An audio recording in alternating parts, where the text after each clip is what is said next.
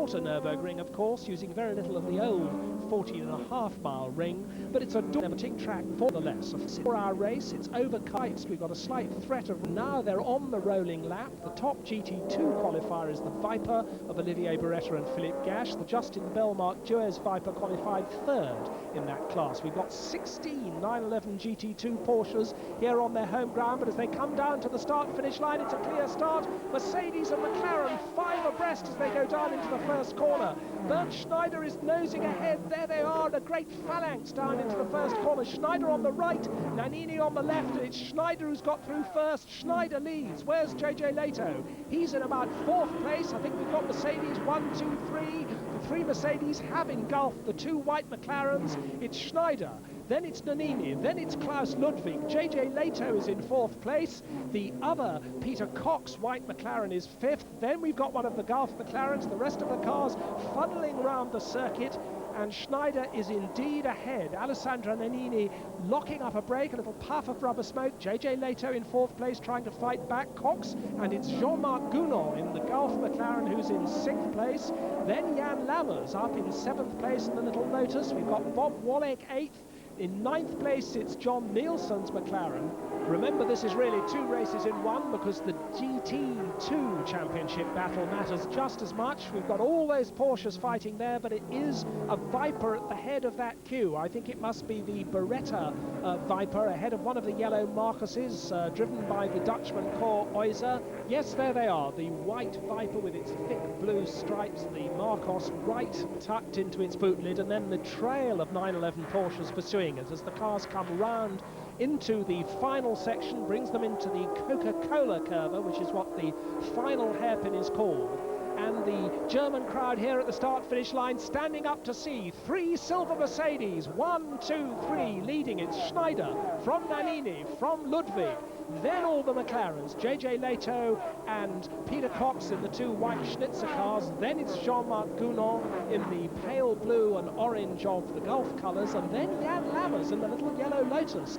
He's ahead of Bob Wollek in the GT1 Porsche, but let's go back to the start. We're on board with Gary Ailes and the Parabolica McLaren. Ahead of him, it's John Nielsen and the Gulf McLaren as they go down to the first corner. The McLaren's moving across to the right, and look at that Lotus locking up. That's Giroir's Lotus locking up, and Hans Stuck giving a little nerf to Gary Ailes, who fights at the wheel, manages to keep the car straight. Hans Stuck moving ahead of him in that wide Porsche just ahead.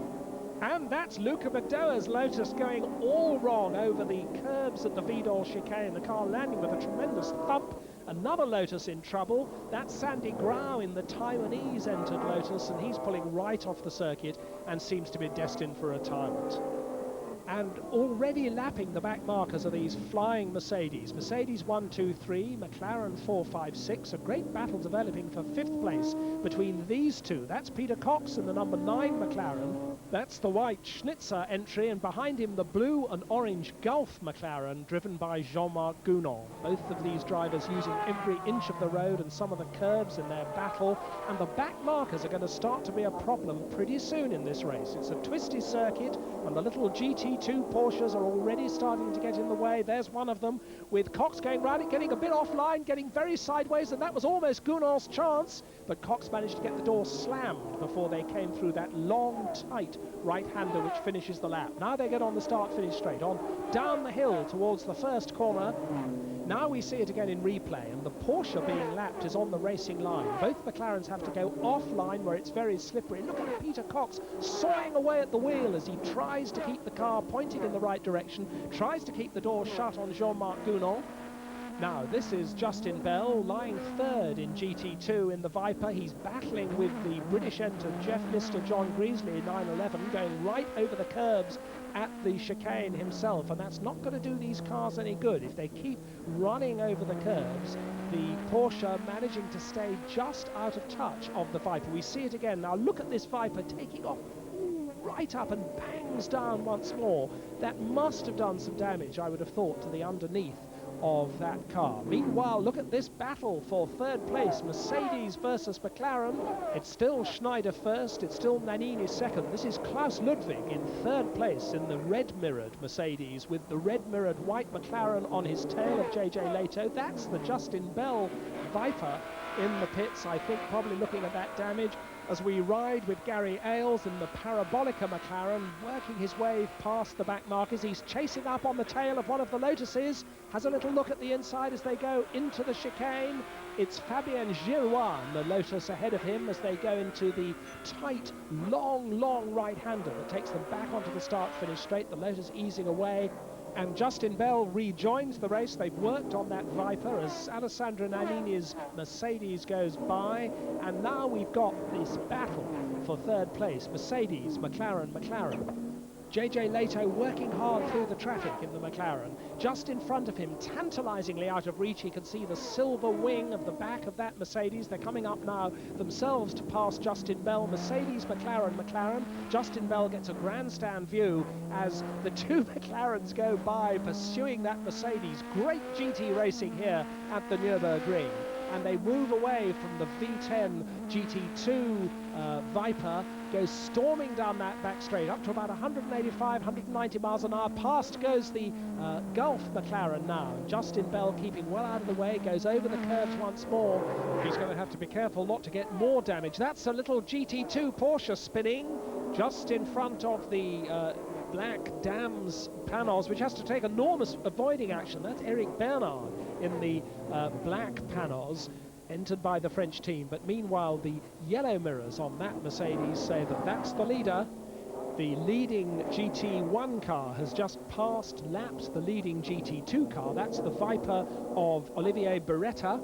And certainly these Mercedes looking very smooth indeed on their home ground. And here still the battle of the McLaren. Still it's Peter Cox in 5th place. Still it's Jean-Marc Gounon in 6th place. They battle on despite the traffic. There's a lot of rubber on this circuit already now. It's getting more slippery. Headlights ablaze. These two McLarens, and Gounon has a little look at the inside. Gounon is going down the inside. He must get through. He doesn't. Or does he? Still side by side. The next corner is a right-hander that allows Cox just to ease away the Chamberlain entered Viper, desperately trying to keep out of the way of these two battling McLarens. You'd think this was a 10-lap club race. That's one of the Panos cars in the pits. They're topping up. What are they doing? The brake fluid, I think that must be. The brake master cylinder. Now look, it's Peter Cox just fighting off the Jean-Marc Gounon car. Goes on the inside. They're side by side, and Jean-Marc Gounon's through. Jean-Marc Gounon forces his way onto that final right-hander and gets through and immediately pulls away from Peter Cox. We have a new 5th man, Jean-Marc Gounon. Tremendous effort. One McLaren passes another. And there's one McLaren off the road. That's Andrew Gilbert-Scott. Andrew Gilbert-Scott parking his Gulf McLaren. Can't see what the problem is. Has there been an accident? Has there been contact? We're going to see a replay. Over the curves goes the McLaren, and Klaus, that Lotus, hits it very hard. The Lotus and the McLaren, I suspect, are both now going to be out of the race. The Lotus is Luca Badoer's, and yes, that is a very sorry sight. Luca Badoer out of the race, Andrew Gilbert-Scott out of the race, and Hans Stuck in trouble. That's the Hans Stuck Porsche GT1, moving very slowly indeed as the Nannini Mercedes comes in for a routine stop. There's Alessandro Nannini out of the car. Into the car gets Marcel Thiemann, and in comes the Andy Wallace Panos once more. Andy Wallace getting out of the car. It's very hot in these cockpits. Very tiring to drive this front engine car with the driver wrapped around with the exhaust manifolding. In gets James Weaver. And that's one of the McLaren spinning. Peter Cox has a spin. Peter Cox swaps ends as Gounon goes on his way. And down in the pits, let's hear from Andy Wallace. For some reason we had fluid leaking from the right rear wheel. And so I had to come in, change the caliper, I believe they did. Bled all the brakes. Obviously, when you do that in a hurry, you don't get all the air out, so it's fine now, it works, but it's a little bit spongy. How would you like to race a Panos round the Nürburgring with a spongy brake pedal? That's the other Panos in the pits. That's the Brabham McCarthy car being worked on. And we're getting a replay. It's a Mercedes. It's the 3rd place Mercedes. Bernd Maylander in the Klaus Ludwig car, and he's off for the chicane. The car is spinning in the air across the gravel, and it's in the barriers. Oh, a big accident for Bernd Mailander. That's the third-placed Mercedes out of the race. The Mercedes mechanics get the news. It's not going to be a Mercedes 1, 2, 3 today. Whatever happens, it's still Mercedes 1, 2. Here's Bernd Schneider through the back markers. Schneider off. Schneider elbowed onto the grass there by one of the GT2 Porsches, flashing his headlights. The car doesn't seem to be damaged. That was a nasty moment for him. We've got Bob Wallach rejoining in the GT1 Porsche. But meanwhile, Andrew Gilbert-Scott's made his way back to the pits. Let's hear the story of Andrew's retirement in the McLaren. It was disappointing because they're going well, and the Lotus was retiring. It's going down the hill and had its indicator on the right indicator, indicating that it was obviously either in trouble or retiring. And a lot of the GT2 cars and everything was overtaking it into the chicane. I imagine it was doing in the region of 40 to 60 kilometres. I came down the hill at 260, and I turned into the chicane, and the Lotus went through the chicane, which obviously I was extremely surprised about. And that chicane, because you have to fly over it, there's very little control of the car, and obviously hit it and retired. So, you know, it was just a very disappointing finish, really. So one McLaren out, but these two McLarens are still waging war over third place. The white Schnitzer car of JJ Lehto, the championship leader. The blue and orange Golf car of Jean-Marc Gounon fighting over third place. JJ Lehto working away at the wheel. He's got one of the little Porsches to pass. He passes him going into that final corner, and he's fighting the wheel. He's spun! He's spun! JJ Lehto spins! I didn't see if he had a little tap from behind from Jean-Marc Gounon. Whatever happened, Lehto is in the gravel. He's trying to find a gear. Gounon's gone through into third place. He's found reverse gear. JJ Lehto back on the circuit. JJ Lehto goes. He's still fourth, but he's very unhappy. Mercedes 1 and 2, McLaren's 3 and 4.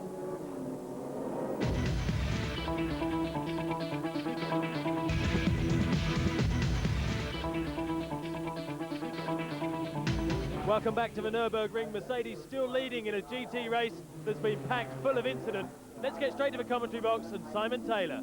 Into the pits comes JJ Lehto, still fourth after that incident with Jean-Marc Gounon. Gounon has already handed over to his co-driver, Pierre-Henri Raffanel. There's Lehto out of the car, sliding into that awkward central seat goes Steve Soper, with Lehto helping him with his seat belts.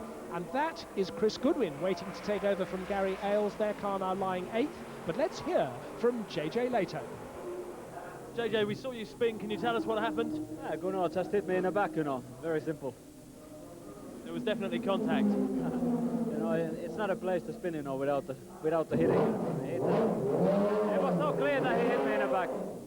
Well, now we can see a replay. The two McLarens are nose to tail. They're lapping the little Porsche. Gounon locks up his brakes, hits Lehto, and spins him round. Let's hear Jean-Marc Gounon's version. He knew that I was there, and when we had overtaken in a GT2 car, you go inside, and after you go straight outside to take the corner, and I jump inside. But for sure, it was a bit too short, but I thought he knew that I was there, and I was quicker, because I was. Make of that what you will. I never did it miss.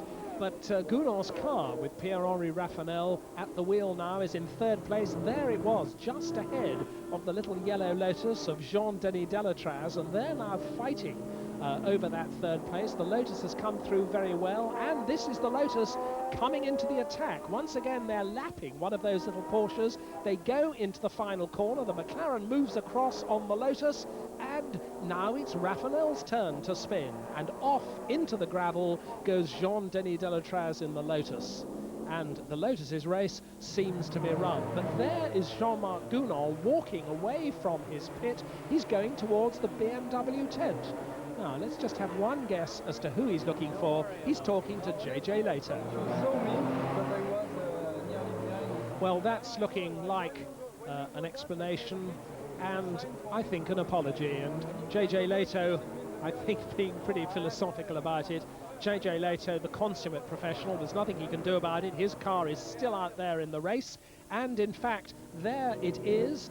Steve Soper now at the wheel, still in fourth place, but they have closed up on Pierre-Henri Raffanel after Raffanel spins. Still the Mercedes 1 and 2. Bernd Schneider will hand over to Klaus Ludwig because Ludwig's car is out, so Moreno isn't going to get a drive. Klaus Ludwig will now be Bernd Schneider's co-driver. Marcel Thiemann in the Sandro Nannini Mercedes in second place. Raffanel and Soper third and fourth. It's the Roberto Ravaglia McLaren in fifth place, and the yellow McLaren of Chris Goodwin sixth, ahead of the Bashir Nielsen McLaren, which is seventh. The Dams Paynos is eighth, and then the Lammers and Hesemans Lotus is in ninth place. Yeah, the car's running well, we've got no problems. The tyres are lasting well, so no, it's good.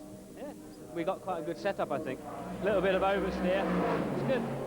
Well, Chris Goodwin revelling with that yellow Parabolica McLaren, following behind one of the GT1 Porsches, which he's now about to lap. But significantly, the silver Mercedes with the yellow mirrors, that is our leader, with Klaus Ludwig now at the wheel. The Bernd Schneider Klaus Ludwig Mercedes in the lead. This is Steve Soper, and Steve Soper is right back up on the third place McLaren. Now we've got our battle for third place yet again with Pierre-Henri Raffanel and Steve Soper now battling, and they're side by side, and Soper goes through. Steve Soper takes that third place. He came charging back. I don't think Pierre-Henri Raffanel was expecting that. I certainly wasn't. Soper seemed to come from almost nowhere, and he's put that car back into third place, the third place it had before it was booted up the back by Jean-Marc Gounon, spinning JJ Leto off. JJ Leto got the car going, he handed over to Steve Soper. Steve Soper is now third and instantly pulling away from Pierre-Henri Raffanel. Off goes one of the GT1 Porsches. That's Gerd Ruch's car. He's the third driver in that car, shared with Capelli and Baldi. Spins through 360, 720 degrees almost. The gravel going everywhere at the chicane. He's back onto the circuit, over the curves. Look at the gravel on the road. So much of the gravel, which is on the sides of the road to slow the cars down when they go off, has now made its way onto the track itself. It must be very, very slippery there indeed. And Gerd Ruch still scattering kitty litter onto the track as he makes his way slowly onwards. I don't think all is right with that car. He's still driving it very, very slowly as the rest of the field go funneling by. In fact, he's a bit of a mobile chicane, is Gerd Ruch, trying to keep out of people's way as he scatters his gravel on his way back to the pits. There's one of the yellow Marcoses going past him, and Gerd Ruch making his way, I think, back to the pits with something that is obviously not right with that car. One of the yellow Lotuses coming up behind him now, storming by, going very much more quickly, and he can't stop. He goes straight on. Gerd Ruch off. Once more, that Porsche is in the gravel, and surely now he's going to call it a day. Meanwhile, the battle for third place still on. The McLaren battle. Steve Soper in third place in the white Schnitzer car. Pierre-Henri Raffanel in the blue Gulf car in fourth place. And Soper's teammate Peter Cox right up there in fifth place, sitting behind all of them. The silver Mercedes with the yellow mirrors, that's the leader. And there he is, dominating this race, almost a complete lap ahead of this third place battle, with the second Mercedes a further half lap apart in second place. Mercedes, Mercedes, McLaren, McLaren, McLaren, and now Raffanel's efforts to close on Steve Soper are being very much thwarted because he's got to defend his own place from Peter Cox. Peter Cox tucked right inside Pierre-Henri Raffanel as they spurt flame from the V12 exhaust pipes of those BMW engines as they come down the gearbox for the tight chicane, away from the chicane, going on round the lap. And Peter Cox, the Dutchman, sharing this car with the Italian Roberto Ravaglia, both of them very experienced long-distance drivers, putting the pressure on Raffanel. It's interesting that Raffanel doesn't seem to be as quick as Jean-Marc Gounon, even if he also can say that he's not quite as wild. Now he's looking at the inside. Peter Cox under braking for the chicane, and he spins! They've both spun. Both the McLarens have spun. A great spurt of mud from the rear wheels of Peter Cox's car as he gets going, and the other one that's got going as well. Both those McLarens restart. They've both had a spin, and they've both restarted. That's how hard these cars are fighting. It may be a 4-hour endurance race, but every inch of this battle at Nürburgring is a fierce one. We're seeing it again as they follow Steve Soper in, almost side by side under brake. braking. Peter Cox looking at the inside. He spins, he nudges Pierre-Henri Raffanel. He spins quickly. Raffanel goes off out of the picture, but he spins too. And look at that leading Mercedes, which had to go over the curves. We're seeing it from Schneider's viewpoint, and he sees the two McLarens tangling in front of him. He goes hard on the brakes, steers over the curves, because he doesn't want to jeopardize his lead with this battle of the McLarens nerfing him off. That's Perry McCarthy coming out of the pits. He's had a stop-go penalty, apparently for overtaking under a yellow flag. When a yellow flag's waving, you mustn't overtake. Perry did. They brought him in and kept him there while they could slap his wrists. And look at these McLarens still battling on. The leading Mercedes just ahead of them, but still, they both had a spin. They're still fighting on. Once more, we ride with Bernd Schneider. In front of him is the French-entered Dams Pénos with Frank Lagorce at the wheel, the black one. It's now in a creditable 8th place. And Lagorce is spinning. Lagorce has spun. Oh, Peter Cox so nearly hit him. Once more, a car spins in front of the leading Mercedes of Bernd Schneider. Schneider manages to avoid it, but that time that was very nearly bad news for Peter Cox, who must have missed that car by about an inch. But he's restarted. He's kept his 8th place. We've still got Justin Bell. There he is, lying 3rd in GT2. But let's look at Bernd Schneider's eye view once more. He sees the Pénos spinning off to his left. He keeps close over to the right. Another of the Pénoses has spun. That's Perry McCarthy's car, which is now limping into the pits. There's damage at the back of that car, and that won't be good news for David Brabham. Unfortunately, we had a 30-second stop here that I had to do, and Perry just had a spin, and it hasn't been running very smoothly, but we've been learning a lot about the race for the next one. That's the 4th place Gulf McLaren in. Raffanel getting refueled. He's staying in the car. Also coming in, the 2nd place Mercedes. Nannini's done another stint. Thiemann is ready. And Raffanel leaving. Oh, he's knocked the cameraman down. He's run over the cameraman. Look, he clouts the German cameraman. I think he's all right, but that is an occupational hazard when you're producing television programs from a crowded pit lane in an endurance race in the FIA GT Championship. Now that's the leading GT2 Viper, Philippe Gache and Olivier Beretta. They've led GT2 ever since the start of this race, but I don't think they're going to be leading it much longer. That car is absolutely creeping along.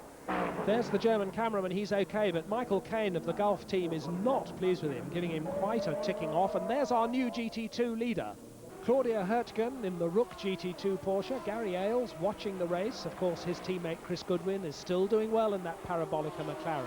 And some of the teams are wheeling out wet weather tyres. The weather looks threatening to me, but we haven't got any rain at this side of the circuit yet anyway, but they're prepared. Here comes Pierre-Henri Raffanel. We're seeing this replay. That's a mirror coming off. Mirror bouncing down the road. It's come off Pierre-Henri Raffanel's McLaren. I'm not surprised after some of the bumping that car's gone through. And look, there's a marshal running across the road. The cars are coming down over that brow at about 160, 170 miles an hour, but he simply kicks the mirror ahead of him as he runs across the road. The French-entered Pénos is in the pits, still in 8th place. That's Eric Bernard and Frank Lagorce. And what about the GT1 Porsches? This is Bob Wallach and Yannick Dalmas. They're in 10th place, although certainly hearing the car come past me, I think that Yannick Dalmas is a bit short of gears in that car. He doesn't seem to have the full complement of gears in his gearbox. His teammate, Hans Stuck, with Thierry Boutsen in the other GT1 Works Porsche, they lost a lot of time earlier when the car ran out of petrol, and Stuck had to get it back into the pits by driving it on the starter motor. And you saw Wallach running a little wide there as he struggles with this car, which is clearly not as it should be. That's that Pénos that we were just looking at in the pits. It seems to have stopped altogether now. Meanwhile, the Mercedes still 1 and 2. There's the 3rd place McLaren. Steve Soper still doing an excellent job for JJ Lehto. They're the championship leaders, remember, and Lehto and Soper still in 3rd place, ahead of Cox and Ravaglia. And that GT1 Porsche of Wallach and Dalmas going very slowly now. Hans Stuck in the other GT1 sweeping by. I think it looks as though the gearbox is finally completely shot in that car. It hasn't been a good day here at the Nürburgring for Porsche, or certainly not for the GT1 Porsches, although the GT2 Porsches lead, there are a couple of them, lead the GT2 category. There is our leading Mercedes, still going well, flashing his headlights as he works his way through the traffic and the little GT2 Porsches. Everyone in the Mercedes pit, everybody in the team, waiting and hoping that this first victory is going to come at last. That's Rocky Augustus Callaway Corvette, that's stopped, and off goes the 8th placed Collard von Gartzen Porsche, ploughing on as it regains the circuit. Clouds of earth onto the track, but they're going to press on, and still the McLarens battle on. Peter Cox, Roberto Ravaglia, Pierre-Henri Raffanel, Jean-Marc Gounon, these two McLarens have fought over 4th place, it seems, for the whole of the last 4 hours, and Pierre-Henri Raffanel's going to have another go at Ravaglia as they come into this final corner. The battle's going on between them. There's the yellow McLaren of Chris Goodwin, which is still pressing on just ahead of our leader as he starts his final lap. Bernd Schneider is just 1 lap away from victory at last for the Mercedes CLK. They've got the beer ready, but the team say no, let's start celebrating. There's still 1 lap to go as Bernd Schneider has to work his way through the tired traffic on a weary and slippery and rubber-strewn road. It's not over yet, but the checkered flag is not far away. He's in the last right-hander. He's on the final start-finish straight. The checkered flag is ready. Mercedes-Benz have won a GT race at last. Mercedes are first and second, and what about this McLaren battle? Steve Soper takes 3rd place, and it's Roberto Ravaglia who is 4th. There's Justin Bell, he gets 2nd place in GT2. He'll be happy about that with the Viper. And now they're bringing the beer out in the Mercedes pit. There it is, the mechanics are now celebrating, and for the first time McLaren BMW have been beaten. Mercedes was really quick, you know, and we didn't really have chance. They have much more power than we have. We saw it already on the start, you know, that we can really follow them at all. And it seems to be that they can really do good lap times during the race, and we are flat out all the time, so it's 3rd is the best we can do at the moment, you know, and you know, we just have to keep on going and trying to, you know, finish in the podium all the time so we can get the points. JJ not too happy after that impressive 1-2 for Mercedes. Ravaglia held off Raffanel for 4th, and once again those Parabolica boys were in the points. To actually creep further up than where we are is really going to be very tricky. You know, we've climbed a fairly steep slope so far, but it really gets vertical from here on. James Weaver finished 14th for Paynos, just behind teammate Perry McCarthy, who was penalised for overtaking under yellow flags. Perry has got a 2-race suspended ban, and 5 minutes were added to the race time. As a team manager, that must be so frustrating for you. I think probably frustrating is a desperate understatement. So, still no points for Paynos, but the gap is closing at the top of the Drivers' Championship. Bernd Schneider now just 12 points behind the 2 Works BMW drivers. And this is how the GT2 Drivers' Championship looks. Herpgen, Eichmann and Amarin extend their lead after their win, with Britain's Justin Bell well in touch after his 2nd place. The day, though, well and truly belongs to Mercedes. They've been threatening to do this since round 1 at Hockenheim, and here at the Nürburgring, the CLKs have not only won, they've dominated. That podium is a sight that the German fans were looking forward to seeing. Well, while the winners start their celebrations, let's join Tony Jardine now for his look at some other leading championships. In particular,